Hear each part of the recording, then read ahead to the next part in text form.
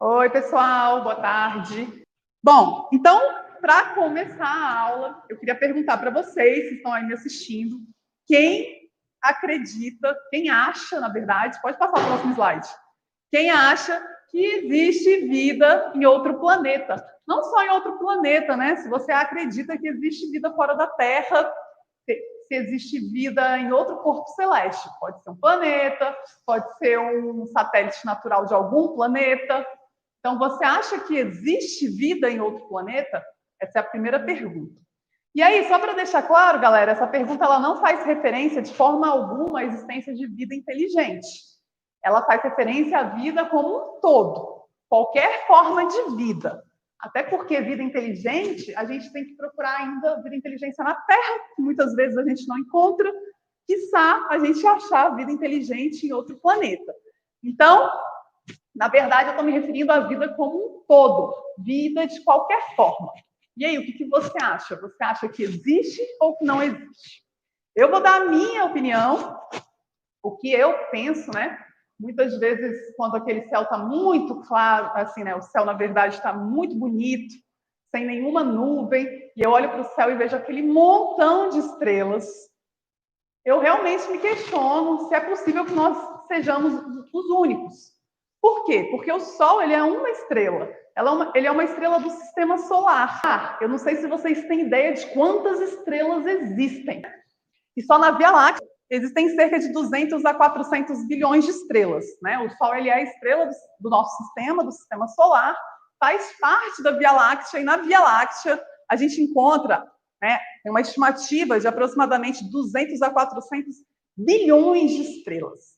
Se a gente for para o universo observável, que nem é todo o universo, no universo observável, a estimativa é de cerca de 10 a 22 a 10 a 24 estrelas. Eu nem sei falar esse número é extremamente grande, tem muitos zeros depois do 1, mas para a gente ter uma ideia do que significa esse número, a estimativa de estrelas, de quantidade de estrelas no universo observável é maior do que a estimativa que a gente tem de grãos de areia presentes na Terra. Ou seja, tem mais estrela no universo observável do que grão de areia na Terra. E aí a gente parar e pensar, né, que ao redor das estrelas podem estar orbitando vários planetas. Cara, se a gente pensar em todas as estrelas, quantos planetas podem estar orbitando? Além disso, a gente pode pensar que alguns satélites naturais, eles podem também abrigar vida. Então, eu acho uma visão, tá, gente? Isso é uma visão toda minha. Eu acho uma visão muito egocêntrica do ser humano achar que o único planeta habitável, o único planeta que tem vida é o planeta Terra. Como se nós fôssemos os caras mais sortudos do mundo e estivéssemos no único planeta habitável. Mas, assim, é pessoal. E aí a gente vai discutir que essa questão de vida, de buscar vida em outros planetas ou fora da Terra, é uma questão muito antiga. A gente, do homem, né? A gente vem buscando indícios há muito tempo. Claro que a gente também tem que pensar que o conceito de vida, ele é um conceito em si muito complexo. Passa aí para mim, por favor. Então, assim, definir vida já é difícil. Quando a gente fala em buscar vida fora da Terra, primeira coisa, né? Que tipo de vida? Uma vida similar ao que existe na Terra? Porque na Terra a gente tem um tipo de vida baseado especificamente num átomo, que é o átomo de carbono. Então, a vida na Terra é baseada em carbono, que é fundamental. Por quê? Porque o carbono ele vai ser o esqueleto que vai formar as moléculas orgânicas, né, proteínas, carboidratos, lipídios, ácidos nucleicos. Todas essas moléculas orgânicas têm um esqueleto carbônico. Mas será que esse é o único tipo de vida possível? Será que não existe em outro local do universo vida baseada, sei lá, em silício? Silício é similar em termos de propriedade ao carbono. O silício possui, tá na família 4A da tabela periódica, faz 4 ligações covalentes. Então, será que não pode, em outro lugar do universo, existir um outro tipo de vida? A gente tem que começar a questionar quando a gente fala de buscar vida, o que a gente está buscando exatamente? Que tipo de vida? Beleza? Até porque aqui na Terra em si, a gente tem formas, organismos que habitam ambientes extremamente inóspitos para o ser humano. Para nós, alguns ambientes são inimagináveis. A gente nunca conseguiria habitar. E a gente encontra na Terra, nesses ambientes, vários organismos capazes de habitar esses locais inóspitos. Então, será que no universo ainda não existem outros organismos capazes de habitar lugares que a gente diz que seria totalmente não habitável?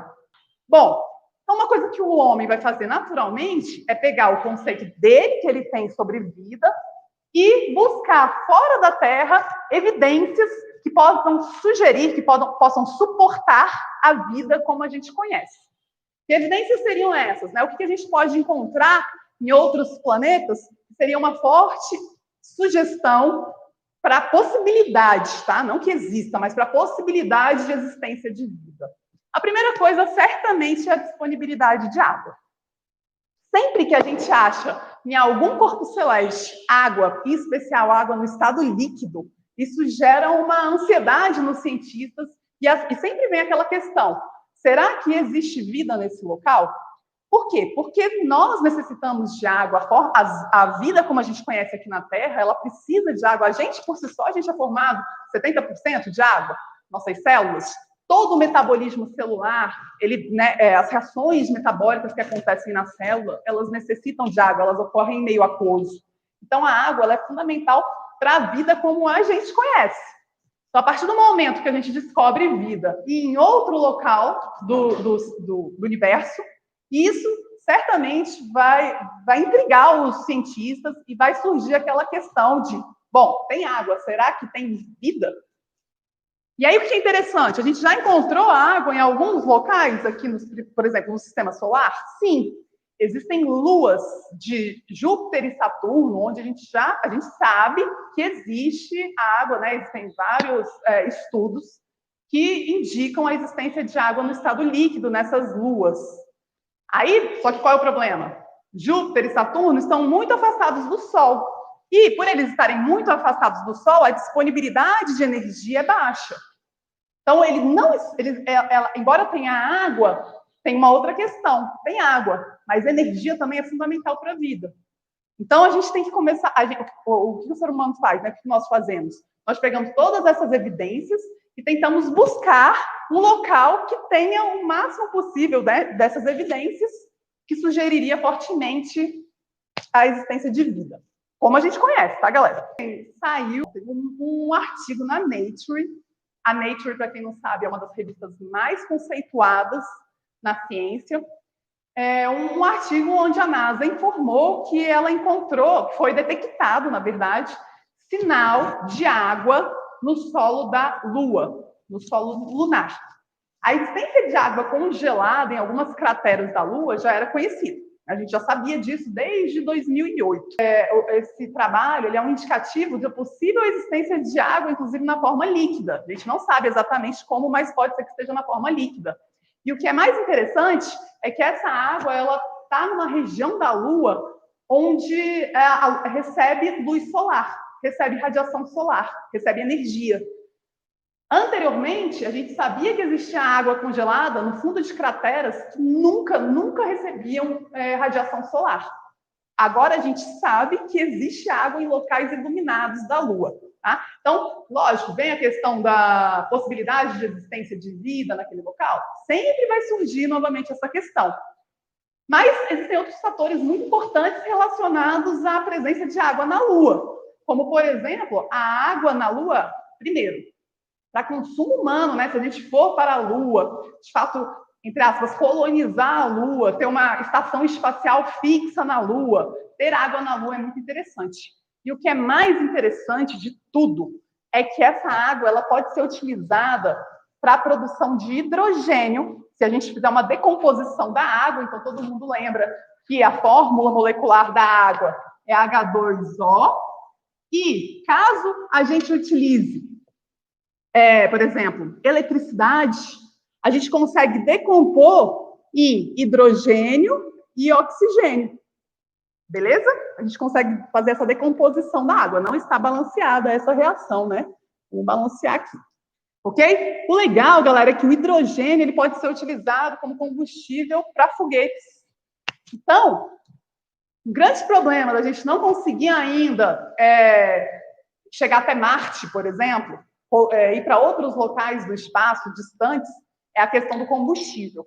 E a partir do momento que a gente tem água na Lua e a gente tem, por exemplo, uma estação espacial na Lua, a gente pode pensar que a gente pode ir até a Lua e reabastecer o foguete, por exemplo, usando a própria água da Lua, onde a gente decompõe essa água, consegue o hidrogênio, reabastece o foguete e segue viagem, por exemplo, para Marte.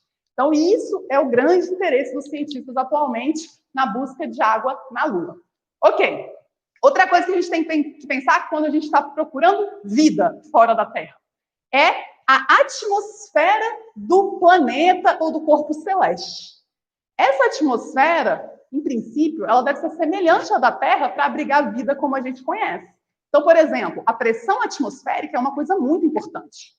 A pressão atmosférica aqui aproximada, né, onde a gente vive, é de 1 atm.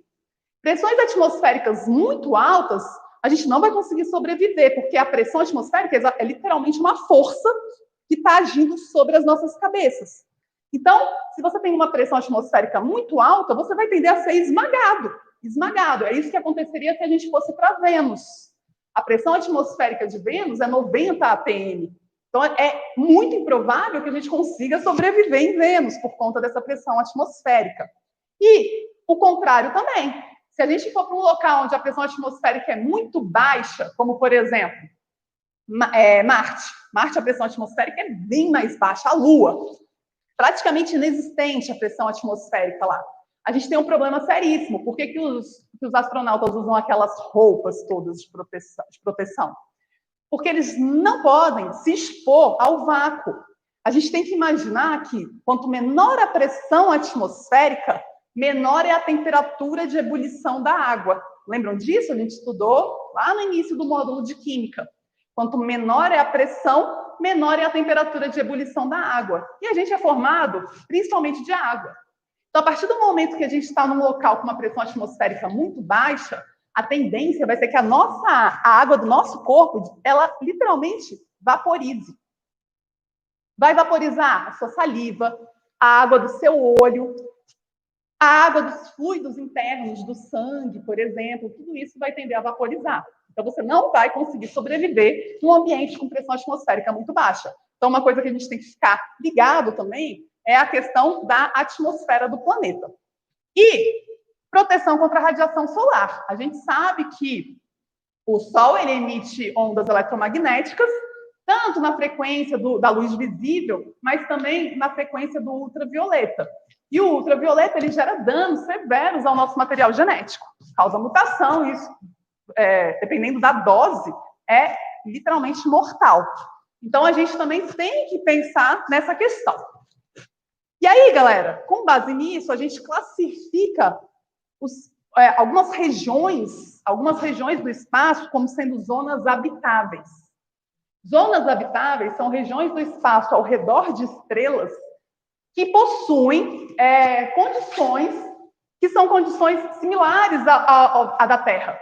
São condições onde a gente conseguiria habitar. Por isso que a gente diz que são zonas habitáveis. Por exemplo, a zona habitável do Sistema Solar, ela está localizada exatamente entre Marte e Vênus, ou seja, onde a Terra está. E, para muitos cientistas, muitos pesquisadores, eles afirmam que no Sistema Solar, o único planeta que está na zona habitável é a Terra. Então, nós somos muito sortudos. Beleza? Então, tem essa questão. Lógico que tudo vai depender do tipo de vida que a gente está buscando. Passa aí para mim, por favor, para a próxima. Uma outra coisa que a gente tem que lembrar é que na Terra a gente já tem vários organismos que habitam ambientes extremos para o ser humano. São chamados de organismos extremófilos. Existem representantes das bactérias e das arqueias que são organismos extremófilos, que vivem em ambientes extremos de temperatura, de pH, de pressão, de salinidade, nutricionalmente. Então, só para vocês terem uma ideia, essa linhagem 121 é um exemplo de um micro-organismo extremófilo que vive em temperaturas extremas, temperaturas muito altas, e que, na realidade, a melhor temperatura que ele sobrevive, a temperatura onde ele mais se multiplica, é em torno de 110 a 120 graus Celsius, acima da temperatura de ebulição da água. Então, isso para a gente é muito extremo, né? Outro exemplo é essa bactéria, que sobrevive num pH muito básico, muito alcalino, e isso aqui é muito ácido. Então, a gente tem arqueias que vivem em pH próximo de zero, extremamente ácido. Muitas vezes a gente fala, nossa, a atmosfera de Vênus é extremamente ácida, não vai ter vida. Poxa, aqui na Terra, a gente conhece organismos que vivem em ambientes extremamente ácidos. Ah, então, não é bem assim, depende da vida que você está procurando. Pode passar. Vocês devem ter ouvido falar já dos tardígrados também, né? Provavelmente, possivelmente, porque os tardígrados ficaram muito famosos em 2007, justamente porque eles foram mandados para o espaço. Os tardígrados são animais, sim, isso aqui é um animalzinho de cerca de 0,5 milímetro. O filo dos tardígrados, ele é um filo próximo, relacionado ao filo dos artrópodes, e existem mais de 1.000 espécies de tardígrados. Esses bichinhos aqui, eles são tidos como os animais mais resistentes do planeta Terra. E, de fato, galera, olha o que eles aturam. Um tardígrado, né? Isso, claro, depende da espécie que a gente está trabalhando. Mas, de uma forma geral, os tardígrados, eles podem sobreviver a temperaturas muito frias, próximo do zero absoluto. Menos 70 graus Celsius, é um menos isso aqui, faltou um menos. Até 150 graus. Então, é uma amplitude térmica muito grande que ele consegue sobreviver. Eles foram mandados para o espaço e eles ficaram cerca de 10 dias no vácuo e com uma altíssima radiação. E eles suportam a radiação solar 1000 vezes mais do que o ser humano suporta. E eles conseguem sobreviver no vácuo, tanto que cerca de 68% dos tardígrados que passaram uma temporada no espaço retornaram viáveis e capazes de se reproduzir.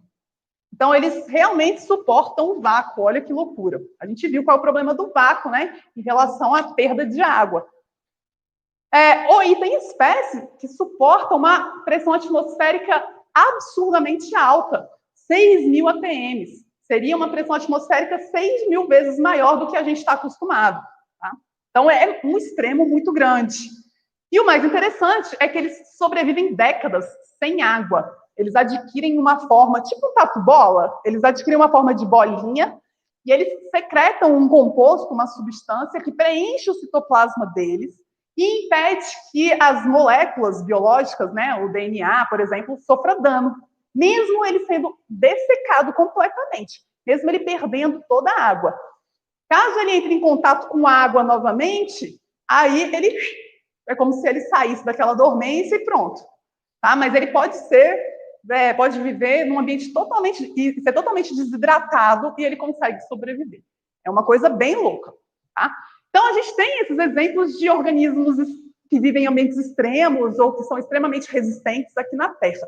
Então, imagina o que a gente pode esperar no espaço. Pode passar. Bom, então, pensando em buscar vida em outro planeta, a primeira coisa que vem na nossa cabeça sempre é a questão da existência de vida em Marte. Né? Por quê? Porque, como eu comentei com vocês, a Terra ela está na zona habitável do Sistema Solar. Entretanto, Marte seria o planeta mais próximo da zona habitável depois da Terra. Mesmo Vênus e Mercúrio estando mais próximos da Terra, sendo planetas rochosos, eles têm uma temperatura muito, muito elevada. Vênus, por exemplo, a temperatura na superfície de Vênus chega a 500 graus Celsius. Por quê? Porque ele tem uma atmosfera formada basicamente de gás carbônico. E o gás carbônico é o gás do efeito estufa, o principal gás do efeito estufa. Então, gera um efeito estufa em Marte, existe um efeito estufa natural em Marte, não, desculpa, em Vênus, que superaquece aquele planeta. uma temperatura altíssima. Então, para a gente, pensar em vida em Vênus nunca foi muito, sabe? A gente nunca levou muito isso em consideração. Mercúrio também está muito próximo do Sol. É um planeta muito pequeno, com atmosfera praticamente pouquíssima. Então, a gente também nunca levou isso muito em consideração. Nós voltamos todas as nossas expectativas inicialmente para Marte. Isso começou em 1899, quando um físico chamado Tesla, que é extremamente importante para várias descobertas relacionadas à parte de elétrica, ele detectou ondas de rádio vindo de Marte. E aqueles sinais, para ele, tinham um certo padrão. Ele achava que havia um certo padrão. E ele suspeitou que poderia ser um marciano tentando se comunicar com ele. E aí começou toda essa história de vida em Marte, de marciano, de vida inteligente em Marte, né? Hoje a gente descarta essa possibilidade. Hoje a gente descarta a possibilidade da existência de vida inteligente em Marte.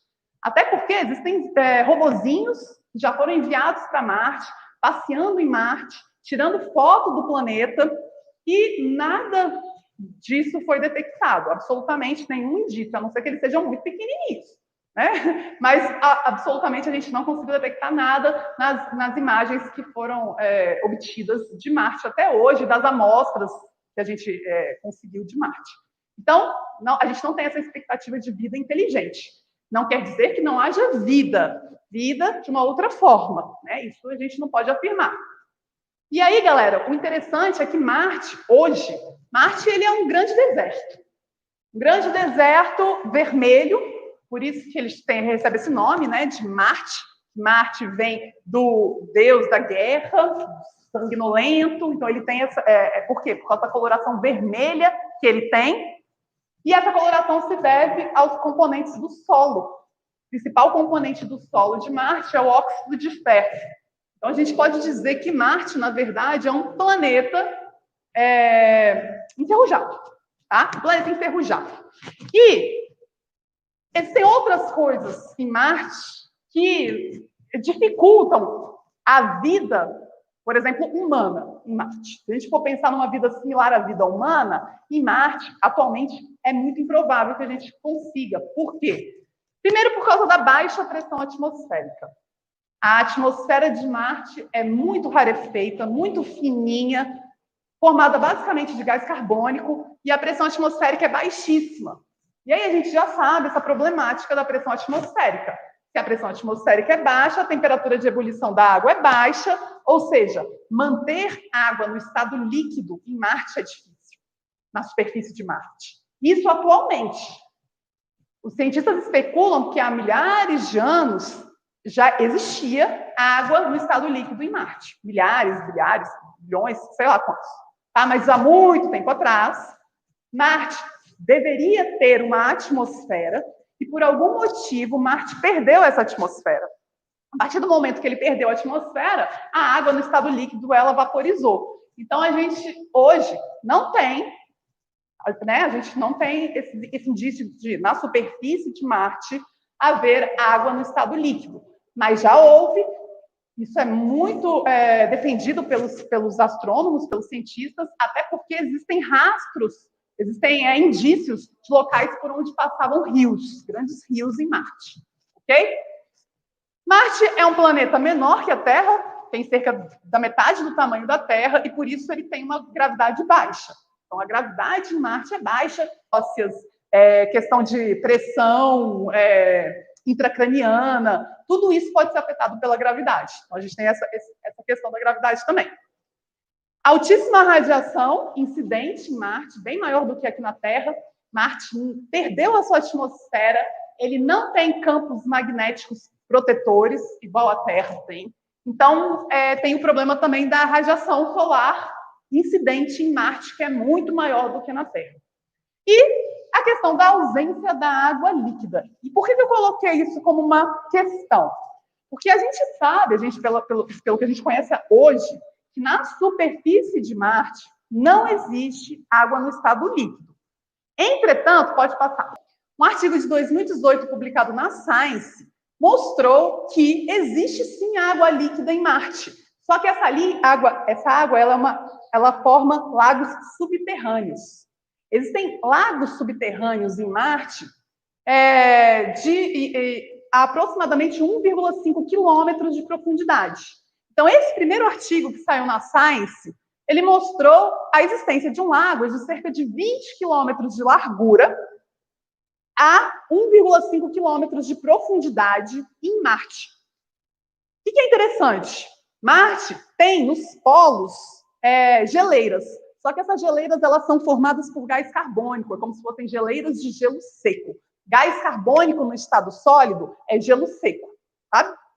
Então, não tem água exatamente, tem gelo seco. E eles detectaram a presença de água abaixo desses locais, subterrâneo, local subterrâneo. Quando eu falo na Science, pessoal, é porque a Science também é uma revista extremamente importante no meio da ciência. Nós, cientistas, nos preocupamos demais com a fonte da notícia. Isso é muito, muito importante na ciência. Então, a gente não acredita absolutamente. Nós cientistas, não acreditamos em mensagens que a gente recebe de qualquer forma sem fonte. Se não tiver fonte, é a mesma coisa de nada. Porque qualquer um pode escrever o que quiser. Então, a gente não acredita. E mais do que isso, qual é a fonte? É muito importante. Existem fontes e fontes, né, de mensagens. Existe a mensagem do WhatsApp, né, que você recebeu, e existem revistas científicas de alto impacto. E a Science e a Nature estão entre as principais revistas científicas, as mais reconhecidas revistas no meio científico. Um artigo, para ser aprovado numa revista dessa, ele passa por um crivo muito grande. São vários pesquisadores da área, estudiosos da área, que leem e argumentam sobre aquela descoberta. Fazem questões, propõem novos experimentos, até esse trabalho de fato ser aceito e ser publicado para todo mundo, né? Ser aberto para a humanidade. Então, não é bagunçado o negócio. Então, a partir do momento que a gente pega um artigo da Science e um da Nature, a gente respeita. Eu, como cientista, eu respeito. E aí, galera, saiu um outro artigo na Nature Astronomy, que é o braço da astronomia da Nature, onde ele mostra que, na verdade, não existe um lago subterrâneo com água líquida em Marte. Existem vários, dezenas de lagos subterrâneos com água líquida em Marte. E o que é legal é como eles descobriram isso. Eles descobriram isso usando uma tecnologia que a gente acabou de ver e de estudar. Eles emitem ondas de rádio, e essas ondas de rádio, que são ondas eletromagnéticas, quando elas encontram água, parte dela é refletida numa frequência específica. Então, a gente viu que as ondas, elas têm propriedade, uma das propriedades é a propriedade da reflexão, né? Tem a refração, a reflexão, a absorção das ondas, e aí, com base na reflexão de ondas de rádio, eles conseguem determinar, cada molécula tem tipo assinaturas de faixas de absorção e reflexão. E aí eles conseguem determinar que, naquele local, existe água no estado líquido. Olha que interessante. Beleza? E aí, lógico, vem toda a questão. Se tem água no estado líquido, existe a possibilidade de haver vida, né? Já que a vida da forma que a gente conhece necessita de água, né? E aí volta toda essa questão.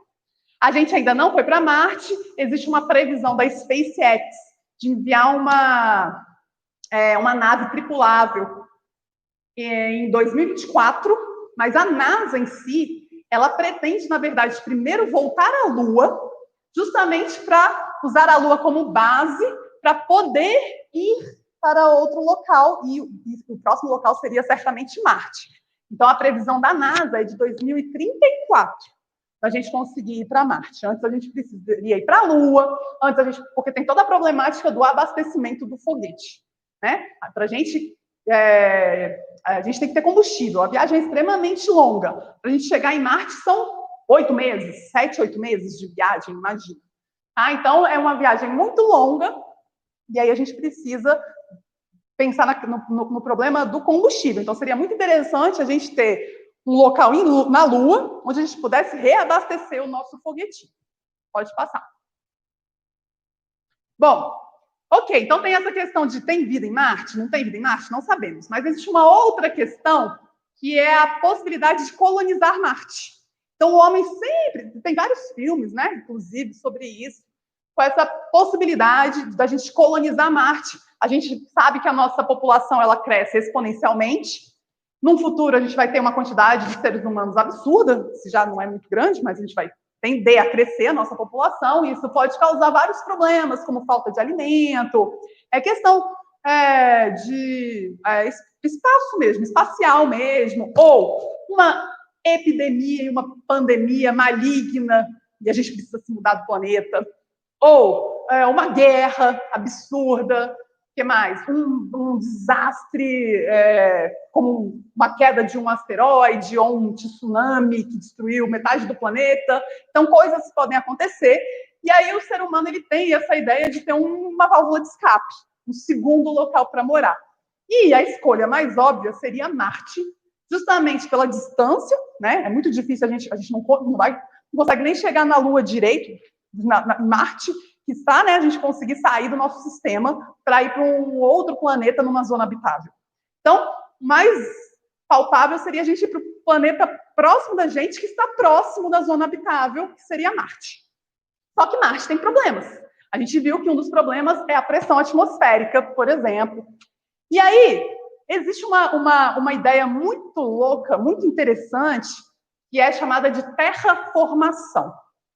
Terraformar é modificar, no caso, terraformar Marte. É modificar Marte para que esse planeta se torne habitável para o homem.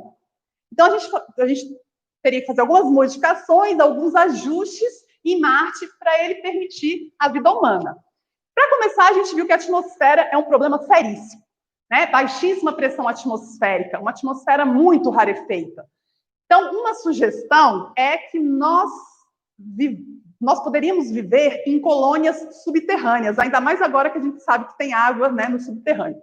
Então, a gente poderia viver em colônias subterrâneas, mas para a gente viver em uma colônia subterrânea em Marte, que tem uma pressão atmosférica da qual a gente conseguiria viver sem problema, a gente teria que cavar buracos de 20 quilômetros de profundidade. Amigo, 20 quilômetros de profundidade de buraco, a gente não cava nem aqui na Terra.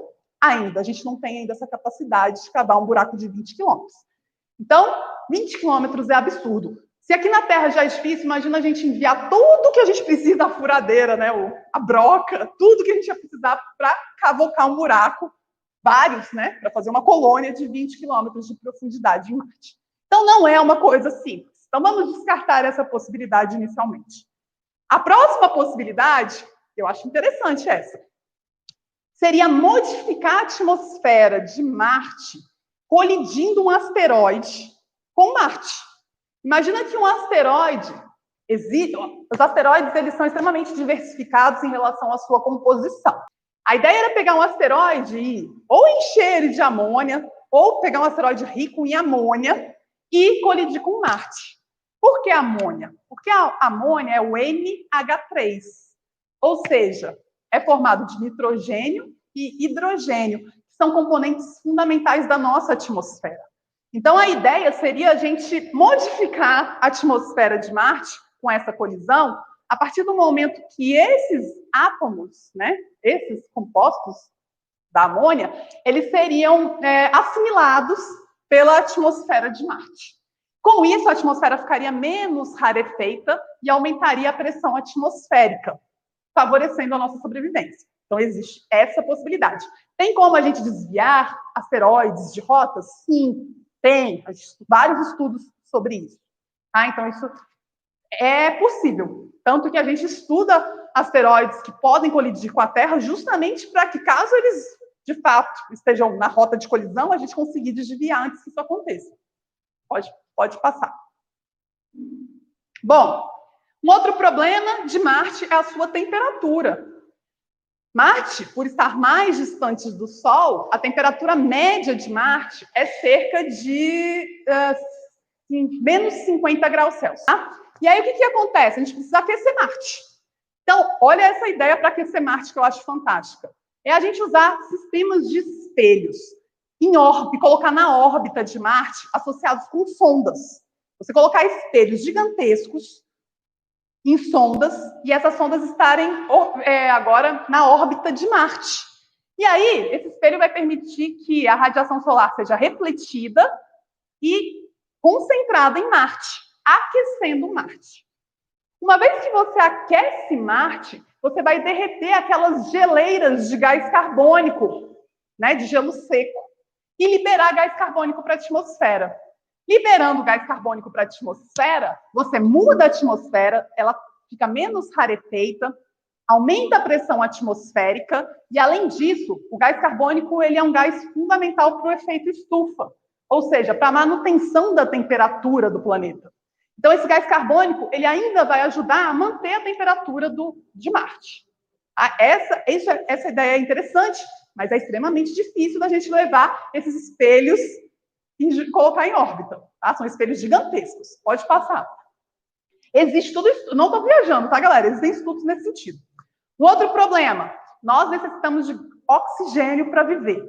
E a atmosfera de Marte é composta basicamente de gás carbônico. Não tem oxigênio disponível para a gente. Então, qual que é a ideia? A gente decompor o gás carbônico em oxigênio, usando algumas máquinas que já existem. Tá? Então, isso aqui não é tão viagem, por incrível que pareça. E uma outra possibilidade é o uso de cianobactérias, que são micro-organismos anaeróbios fotossintetizantes. Então, a ideia é a gente colonizar Marte com micro-organismos que não precisam de oxigênio e que são fotossintetizantes, ou seja, utilizam o gás carbônico para produzir oxigênio. E aí modificar completamente a atmosfera de Marte, como aconteceu no início da vida aqui na Terra, se a gente for lembrar da origem da vida aqui na Terra. Galera, para vocês não acharem que eu estou viajando, esse artigo da Nature, uma nova sugestão para terraformar Marte, que é usar uma espécie de sílica, um aerosol de uma sílica específica. Então, ficaria aqui, ó, ao redor de Marte, esse aerosol de sílica. E o que é interessante é que essa sílica, ela permite a passagem da luz no espectro do visível, mas barra luz ultravioleta. Então, já protegeria a gente contra a radiação. Uma vez que a luz no espectro visível entra, ela é refletida numa outra frequência, no infravermelho, só que não sai. Essa sílica, ela age como um efeito estufa. E aí, o que acontece? Aquece. Então, a gente vai matar outro problema, que é o aquecimento de Marte. Aqueceu, derrete as calotas polares, liberando gás carbônico e, consequentemente, fazendo com que a atmosfera fique menos rarefeita. Então, essa ideia aqui é fantástica, é uma sugestão recente de usar essa sílica, e eles pensam em fazer isso aos poucos, não precisa recobrir Marte como um todo, primeiro recobre um pedacinho, entendeu? Então, vai aos poucos ainda. Muito interessante essa ideia. Não é ficção científica, é realidade. Pode passar. Bom, a gente falando de vida em Marte, só que atualmente, a bola da vez é Vênus. Por quê? Pode passar. Porque, recentemente, saiu um artigo na Nature, onde os cientistas descobriram, na atmosfera de Vênus, um gás chamado fosfina. E qual que é o interesse desse gás, da fosfina? É que a fosfina, ela aqui na Terra, ela só é produzida em grande quantidade, na quantidade que nós encontramos na atmosfera de Vênus, por micro-organismos. Por micro-organismos anaeróbios. E Vênus, de fato, a atmosfera é formada basicamente de gás carbônico. Tá? Então, essa descoberta da fosfina é uma possível evidência de vida em Vênus, onde a gente nunca procura. Por que a gente não procura? Pode passar, por favor. A gente ignorou Vênus justamente porque ele possui uma pressão atmosférica muito alta, de cerca de 90 atm. E a atmosfera é formada basicamente de gás carbônico, que gera um efeito estufa sobrenatural, e a temperatura média de Vênus é maior do que 400 graus Celsius. Mas isso, galera, é na superfície de Vênus. A fosfina, ela não foi encontrada na superfície, ela foi encontrada na atmosfera de Vênus. E aqui na Terra, a gente já detectou micro-organismos nas nuvens. também. A gente sabe que existe micro-organismos nas nuvens, ok? Pode passar. E, desde 1960, Carl Sagan diz que a gente deveria buscar vida em Vênus, mas não na superfície de Vênus. A gente deveria olhar para a atmosfera de Vênus. Por que na atmosfera de Vênus? Porque a 50 quilômetros de altitude, na atmosfera de Vênus, exatamente onde a gente encontrou a fosfina, lá as condições elas são muito similares à da Terra. A 50 quilômetros da superfície de Vênus, a pressão é em torno de 1 atm e a temperatura média é em torno de 20 graus. E foi exatamente lá que a gente encontrou a fosfina. Então, a fosfina ela foi detectada em nuvens de Vênus, na atmosfera de Vênus. Essa aqui é a publicação original, 14 de setembro de 2020. Olha que louco! Isso aqui, então, seria a superfície de Vênus. E essa faixa aqui, que é uma zona habitável para nós, né, porque tem uma temperatura em torno de 20 graus, tem uma pressão em torno de 1 atm, foi exatamente nessa faixa onde foi detectada a fosfina. A fosfina ela pode ser produzida por micro-organismos, ela pode ser produzida por outras formas também? Pode. Existe a possibilidade dela ser produto de vulcão, de erupção vulcânica, mas a gente também não sabe se tem vulcão ativo em Vênus, então isso também seria interessante. Mas na quantidade que a gente encontrou, a quantidade de fosfina encontrada na atmosfera de Vênus é muito alta. E isso normalmente é produzido por micro-organismos aqui na Terra. Pode passar. Não achamos vida em Vênus, achamos isso, fosfina. Essa é a molécula de fosfina, é o PH3. É isso, galera, que eu queria falar para vocês hoje. Até mais, beijinhos e tchau, tchau.